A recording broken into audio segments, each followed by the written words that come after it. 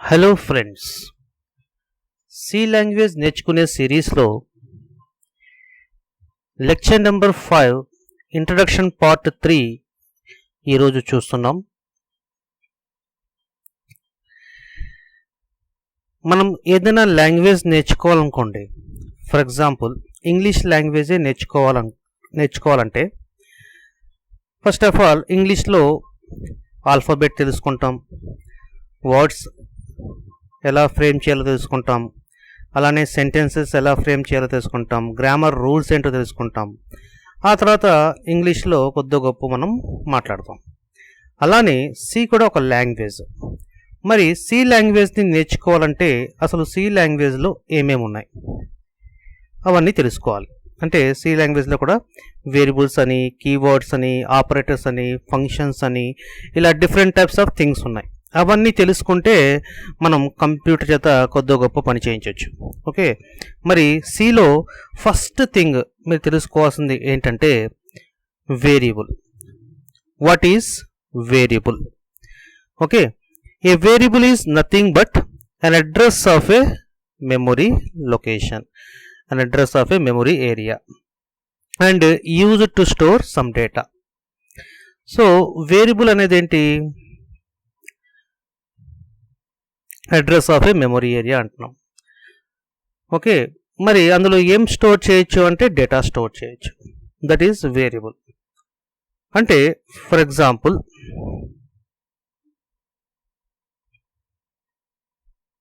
మీకు చూపిస్తున్నాను.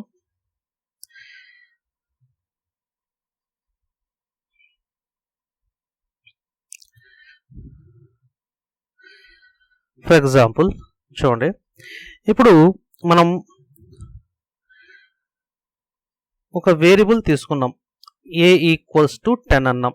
ఓకే, ఏ అనే ఒక వేరియబుల్లో 10 అనే డేటాని స్టోర్ చేస్తున్నాను. ఓకే, ఇది ఇంటర్నల్లీ మెమరీలో ఎలా స్టోర్ అవుతుందంటే ఏ అనే నేమ్తో ఒక మెమరీ ఏరియా క్రియేట్ అవుతుంది. ఓకే, ఏ అనే నేమ్తో ఒక మెమరీ ఏరియా క్రియేట్ అవుతుంది. ఇందులో వాల్యూ ఎంత స్టోర్ అవుతుందంటే 10. ఇందులో వాల్యూ ఎంత స్టోర్ అవుతుందంటే 10 స్టోర్ అవుతుంది. ఓకే, ఎక్కడంటే ఏదో ఒక location, memory location. Okay, right. So see this.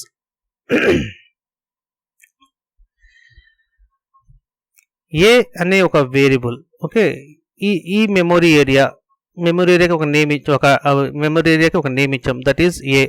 ఈ మెమరీ ఏరియాకి ఒక అడ్రస్ ఉంది 1002. ఓకే, ఒక నంబర్ ఇచ్చాము. సో ఈ అడ్రస్నే మనం ఏమంటున్నాం అంటే వేరియబుల్ అంటున్నాం. Variable is nothing but an address of a memory area. మరి ఈ అడ్రస్కి ఒక నేమ్ ఇచ్చాం, ఏంటది? A. That is variable name.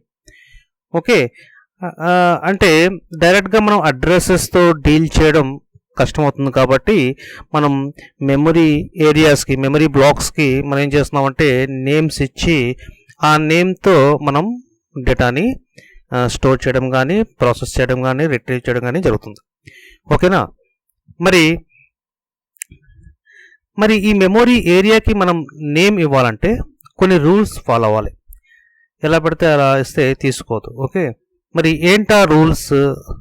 See these rules for constructing variable names. First rule వచ్చేసి there is no limit of variable length but short and meaningful names are preferred. Okay, అంటే variable నేమ్కి limit అంటూ ఏం లేదు. ఎంత పెద్ద variable name అయినా సరే మీరు రాయొచ్చు. It is not a problem.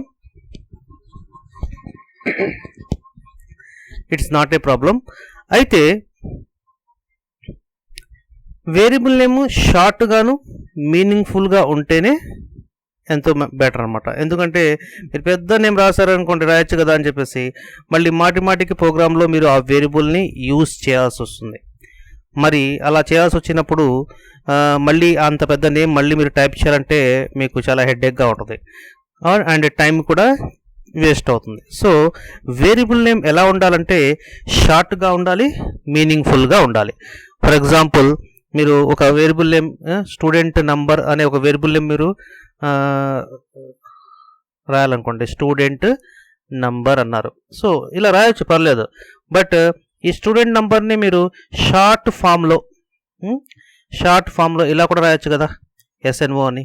Okay, so చూడండి ఎస్ఎన్ఓ అనేది ఎలా ఉంది, మీనింగ్ఫుల్గా ఉంది, షార్ట్గాను ఉంది. ఓకేనా, సో ఇలా వేరియబుల్ నేమ్స్ రాయాలి. మరి వేరియబుల్ నేమ్స్ మనం ఎంత పెద్దదైనా ఇవ్వచ్చు, లిమిట్ లేదు అని చెప్పాను. మరి ఒకసారి చూద్దామా, వెరిఫై చేద్దామా. See this program. ఈ ప్రోగ్రాంలో నేను కొంచెం చేంజెస్ చేస్తాను. వేరియబుల్ నేమ్ చూడండి, నేను ఈ సమ్ డేటా ఉంది ఇక్కడ, డేటా నేను తీసేస్తున్నాను.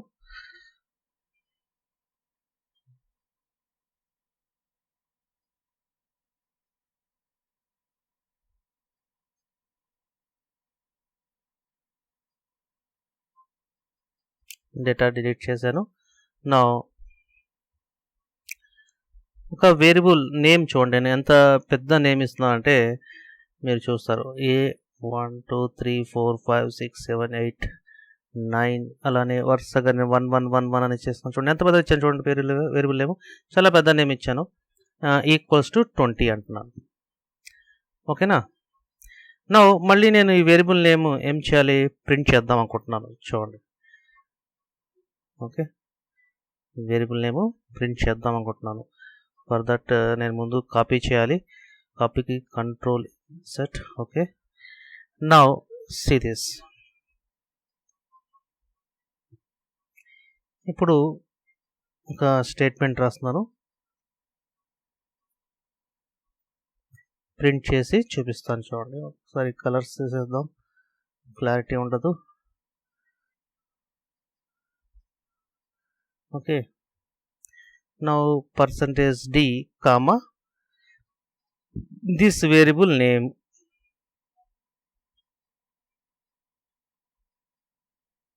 ఎంత పెద్ద వేరియబుల్ నేమ్ ఇచ్చాను చూడండి. మరి ఈ ప్రోగ్రామ్ మనం ఒకసారి రన్ చేద్దాం.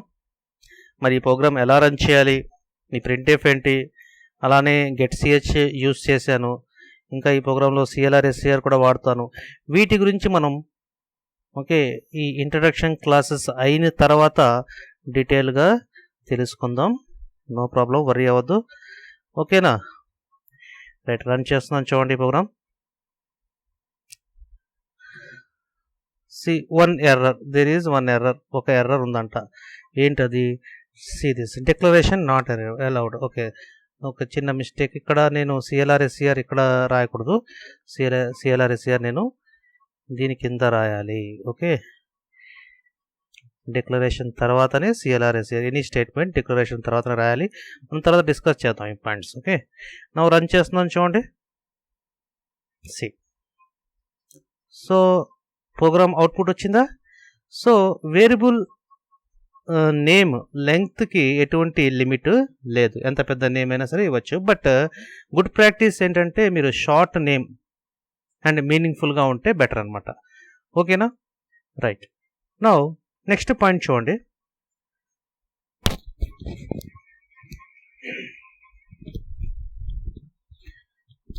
The first character of the variable name must either be alphabet or underscore. Okay, it should not start with a digit. Variable name first letter ఏమై ఉండాలంట, ఆల్ఫాబెట్ కానీ అండర్స్కోర్ కానీ. సి హియర్, ఇక్కడ yes అనేది ఒక alphabet. Okay, for example నేను ఒక variable name రాస్తున్నాను, underscore SNO. So it is also right because first letter underscore ఉంది ఇక్కడ. ఓకే, అంతేగాని variable name any special letter అయి ఉండకూడదు, అలానే డిజిట్ కూడా అయి ఉండకూడదు. ఫర్ ఎగ్జాంపుల్ వేరియబుల్ నేమ్ ఇలా రాస్తున్నా నేను, 1 2 3 SNO. దిస్ ఈజ్ రాంగ్, ఇది wrong. Okay, this is wrong. మరి ఫర్ ఎగ్జాంపుల్ వేరియబుల్ నేమ్ ఇలా రాశాను, +SNO అన్నాను, this is also wrong. +SNO, this is also okay wrong. ఇది కూడా ఇలా రాశాను, +SNO, this is also this is also wrong. Okay, ఇది కూడా రాంగ్, ఇలా రాయకూడదు. ఓకేనా, కావాలంటే మనం చెక్ చేయొచ్చు, ఈ పాయింట్ కూడా మనం చెక్ చేయొచ్చు. ఓకేనా, సీ దిస్. ఫర్ ఎగ్జాంపుల్ నేను వేరియబుల్ నేమ్ చూడండి, ఇక్కడ నేను ఏం చేస్తున్నా అంటే ఇదే వేరియబుల్ నేమ్, జస్ట్ నేను ప్లస్ యూజ్ చేస్తున్నాను, ప్లస్ పెడుతున్నాను బిగినింగ్. ఇక్కడ కూడా నేను ప్లస్ యూజ్ చేస్తున్నాను. మరి చూడండి ఇక్కడ ఒకసారి మనం కంపైల్ చేద్దాం. కంపైల్ ఆర్ రన్ ఏదైనా పర్లేదు. చూడండి ఎర్రర్ వచ్చేసింది. అలానే ఫర్ ఎగ్జాంపుల్ నేను అండర్ స్కోర్ వాడచ్చా? Yes, I can use underscore. చూడండి ఇక్కడ వేరియబుల్ నేమ్లో కూడా నేను అండర్ స్కోర్ వాడుతున్నాను. Variable name first letter underscore వాడుతున్నాను. ఓకేనా? See this. ఇప్పుడు ప్రాబ్లం ఏమైనా ఉందా? No problem. ఓకే, మరి స్పెషల్ లెటర్స్ ఏమైనా వాడచ్చా? చూడండి ఇక్కడ డిజిట్స్ ఏమైనా వాడచ్చా? 1 ఇచ్చాను, 1 2 ఇచ్చాను. ఇక్కడ చూడండి మళ్ళీ ఇక్కడ కూడా నేను ఏమి చేయాలి? అలానే 1 2 ఇస్తున్నాను. ఇప్పుడు నా ఒకసారి మళ్ళీ కంపైల్ చేయండి. We got error. Okay, so ఇలా మనం వేరియబుల్ నేమ్ రాయకూడదు. ఓకేనా? First letter should be an alphabet or underscore అయి ఉండాలి. ఓకేనా? నెక్స్ట్ పాయింట్ ఏముంది చూడండి ఇక్కడ. Okay, no commas and blanks are allowed in the variable name. Variable name మధ్యలో కామాస్ ఇవ్వకూడదు. కామా ఇస్తే అది సపరేట్ వేరియబుల్ నేమ్ అయిపోతుంది. ఆర్ బ్లాంక్స్ కూడా, స్పేసెస్ కూడా మీరు యూజ్ చేయకూడదు. ఇప్పుడు చూడండి నేను ఇక్కడ ఏ తర్వాత నేను ఏం చేస్తున్నాను అంటే స్పేస్ ఇస్తున్నాను. ఓకే, ఏ తర్వాత స్పేస్ ఇచ్చాను. ఇక్కడ కూడా మరి ఏం చేయాలి? నేను ఏ తర్వాత స్పేస్ ఇవ్వాలి కదా, సో స్పేస్ ఇస్తున్నాను. నా ఒకసారి కంపైల్ చేయండి. Got error. Okay, so errors వస్తాయి. సో అలా ఇవ్వకూడదు. క్లియరా? మళ్ళీ నెక్స్ట్ చూడండి ఇక్కడ next point, no special symbols are other than under score or allowed in the variable name. Okay, variable నేమ్లో మీరు ఎక్కడ ఎటువంటి స్పెషల్ సింబల్స్ మీరు వాడకూడదు. Okay, see this. సార్ చూడండి నేను ఏ ప్లస్ అన్నాను మధ్యలో. See this. ఒకసారి ఇక్కడ కూడా ఏ ప్లస్ అనేది పెడదాం. A plus.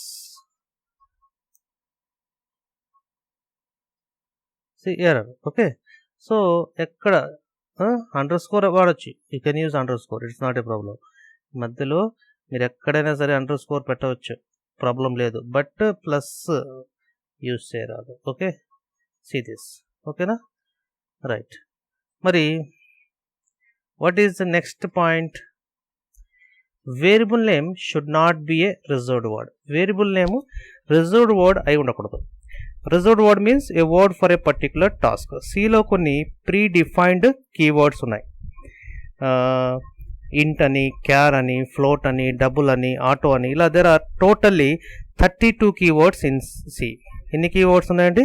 There are 32 keywords. Okay, మరి ఈ 32 కీవర్డ్స్ని మీరు వేరియబుల్ నేమ్స్గా యూజ్ చేయకూడదు. ఎన్ని కీవర్డ్స్? 32. ఓకే, వీటిని మీరు వేరియబుల్ నేమ్స్గా యూజ్ చేయకూడదు. ఎందుకంటే దీని మీనింగ్ అంటూ కంపైలర్కి ఆల్రెడీ తెలుసు అనమాట, వీటి మీనింగ్ ఏంటో. కాబట్టి కంపైలర్ ఆ మీనింగ్ని రికగ్నైజ్ చేసుకుంటుంది. అవి కాకుండా మీరు ఇష్టం వచ్చిన మీ పేర్లు కానీ, user defined names, any other names మీరు వేరియబుల్ నేమ్గా ఇవ్వచ్చు అనమాట. ఓకేనా? సో ఫర్ ఎగ్జాంపుల్ చూడండి ఇక్కడ నేను ఒక ప్రీ డిఫైన్డ్ కీవర్డ్ వచ్చేసి నేను చూడండి ఏం చేస్తున్నా అంటే, ఇక్కడ నేను ఒక ప్రీ డిఫైన్డ్ కీవర్డ్ వేరియబుల్ నేము నేను ప్రీ డిఫైన్డ్ కీవర్డ్ ఇస్తున్నాను. ఆటో అనే కీవర్డ్ ఉంది. ఓకే, ఇచ్చాను. ఇప్పుడు చూడండి ఏమవుతుందో. ఒక్కసారి కంపైల్ చేస్తున్నాను చూడండి. కంపైల్ చేసినప్పుడు ఎటువంటి ఎర్రర్ రాలేదు. ఓకే, రన్ చేద్దామా? రన్ చేద్దాం. రన్ చేసినప్పుడు కూడా ప్రాబ్లం రాలేదు. బట్ నేనేం చేస్తానంటే ఈ కీవర్డ్లో ఈక్వల్స్ టు సమ్ 10 అనే వాల్యూ ఇచ్చాను. ఇప్పుడు I'm trying to print this keyword. Okay, comma auto. Okay, see this. See what happens. Okay, you got error. Okay, enter error. See, declaration terminated incorrectly. Okay, మీరు okay ఇలా declare చేశారు, initialize చేశారు, comment చేద్దాం. ఇప్పుడు చూడండి, then you got error. Declaration terminated. అదే అలా కాకుండా మీరు ఫర్ ఎగ్జాంపుల్ జస్ట్ డిక్లేర్ చేశారు, ఇనిషియలైజ్ చేయలేదు, అప్పుడు మీకు ఎర్రర్ రావద్దు. ఓకే, జస్ట్ డిక్లేర్ చేశారు బట్ ఇనిషియలైజ్ చేయలేదు, అప్పుడు not a problem. Okay, but initialize చేస్తే కనుక that is problem. Okay, so మీకు you are going to get error. Anyhow మీరు కీవర్డ్స్ని మాత్రం వేరియబుల్ నేమ్స్గా యూజ్ చేయకూడదు. క్లియర్ కదా? Okay, now thank you. ఈ వీడియో కనుక మీకు నచ్చితే లైక్ చేయండి, అలానే యూస్ఫుల్ అనిపిస్తే మీ ఫ్రెండ్స్కి షేర్ చేయండి. ఇంకా మరిన్ని వీడియోస్ మీరు చూడాలనుకుంటే సబ్స్క్రైబ్ చేయండి. Okay, thank you.